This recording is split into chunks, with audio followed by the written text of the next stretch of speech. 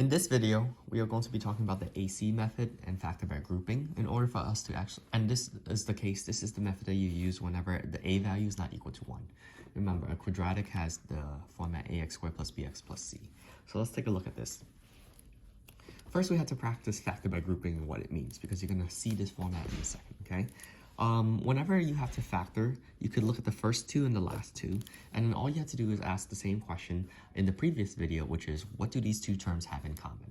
And in this case, 3 and 24 have a 3 in common, and x squared and x has an x in common, so I can definitely factor out 3x.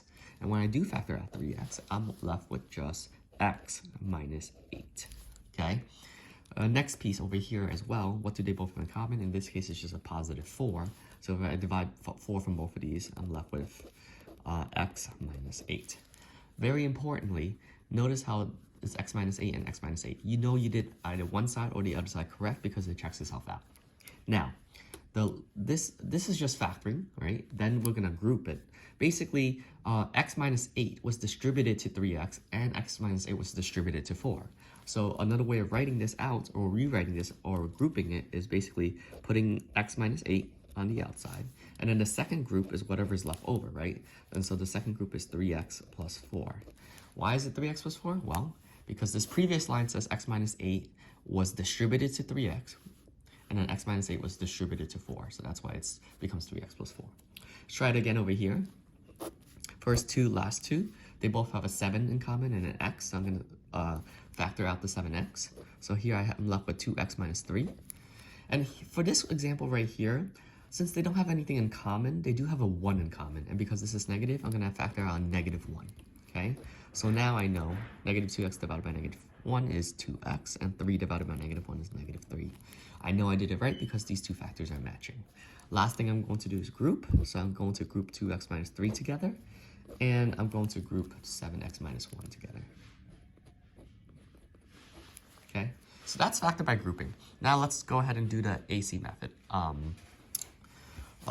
So whenever you're trying to factor something where the a value is not equal to 1, the first step in the AC method, since it's a, b, and c, is that you want to multiply a times c so that you can split b. So what does that mean? Well, 3 times 20, a times c, is 60, okay? Now, what are we going to do with 60?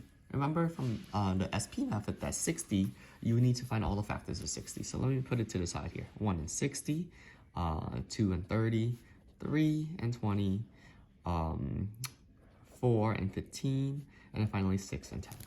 Now that we have the list of factors, you have to ask yourself this question, which is, of these factors, which one is going to be able to add up or subtract to get you B, right, of 11? So can it be this, this, this, this, or this? If you're looking at the factors, it's going to be 4 and 15, right? Because 15 minus 4 is going to give you 11. So here's how I'm going to split B, right? Remember, it's A times C to split B, right? I'm going to bring down A again. And in fact, I'm going to change 11x into 4x and 15x. And I'm going to drop down the minus 20 again, okay? Now, the question is, what signs do they have to be in order to give you a positive 11x? In this case, it's negative 4x, positive 15x. These two sum up to give you 11x. Once you've accomplished this, the only thing left to do is to do factor by grouping. So first two, last two, okay? What do they both have in common? The coefficients don't have anything in common. They have a 1, 1, but they both have an x in common. So I'm just going to factor out the x. When I factor it out, I'm going to get 3x minus 4. And in this case right here, they both have a 5 in common, so I'm going to factor out the 5, and I'll be left with 3x minus 4 as well. Last thing to do is to group. So 3x minus 4 is the first group. The second group would be x plus 5. And I've done it. Okay, very quickly, I'm going to do this 6 times 12.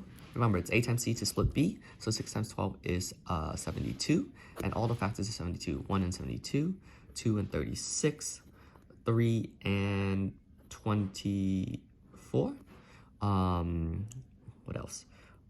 6 and 12, 8 and 9, okay? So you gotta ask yourself the question, which is, what are all the factors? Which of these factors is going to be able to sum up to 17? And in this case, it's going to be 8 and 9, okay? So again, I'm going to do a times c to split b. So I'm going to split this 17x into 8x and 9x. So it's 6x squared plus 8x plus 9x plus 12. I don't have to worry about the signs because everything is positive up top. And 8x plus 9x is 17, right? So last step is factor by grouping. These two things, they have a 2 in common and an x in common, so I'm going to factor out the 2x. I'm left with 3x plus 4. And these two terms have a 3 in common, so I'm going to factor out the 3, and I'm left with just 3x plus 4 as well.